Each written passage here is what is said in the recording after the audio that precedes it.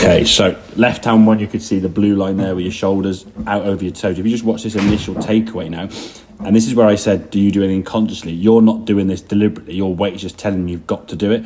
So watch your head now. Your head kind of moves back towards that blue line, yeah? So the back of your neck now is on that blue line. Well, it doesn't start on there, but that means you're moving now into your right hip now with your top half without really moving your lower half. So you kind of go in from here, going that way, yeah? This is obviously exaggerated, but that's kind of the movement you're making. So now you're pulling the club back further behind you, getting quite deep, and you're going back on your heels. But now, because you're on your heels here now, but when you set up, you weren't on your heels, you've got to reach that golf ball. If you don't, you're going to thin the living whatever out of it, or hit tail the club. Yeah, make sense? From the weekend you're doing there, okay? So this one here now, as you swing back, you can see as you rotate, that green line now is still kind of put towards your neck. You're not needing to move back into your heel, okay? Because you're already on your right side of your body in the right part of your foot here, yeah? Yeah. There's less movement, so your arms don't need to try and feel they're going so deep in the backswing. You're not sort of having to go from here and kind of like move it back this way.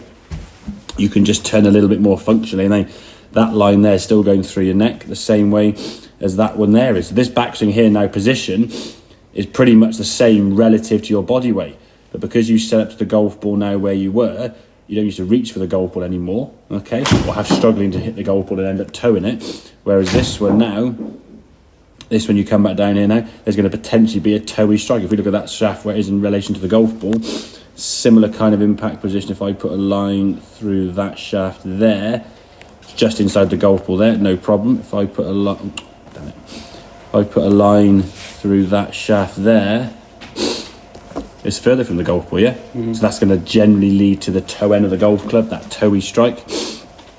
And when you come through, you're trying to react to it, okay? Ball leaks out a bit to the right, it's that weak cutty one, okay? Whereas this one has a lot more solid strike. Ball did start a bit further left. You had that kind of toey, blocky one. What you're going to do, you're going to try and manipulate that club. And like I say, a lot of these things you're not doing consciously, they're just happening, yeah? Your brain's going to think, oh, hang on, that ball's gone that way, I'll try and do this. And the pulley ones you probably get weren't necessarily you toe drawing it, possibly. It was more you just in a few weak ones out to the right there, still toeing it, but just going, just manipulating the golf club a little bit, making adjustments without you thinking about it, okay? So at address, if we can get yourself feeling like the shoulders here are over your toe line a bit more, okay? So your balance now is there.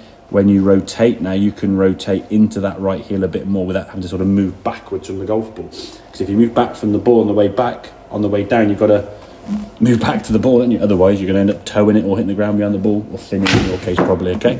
So adjust that setup, feeling a little bit more over the ball rather than kind of, you can almost see that sort of, before that club goes back, you see your head's moving off that yellow line, yeah? Yeah.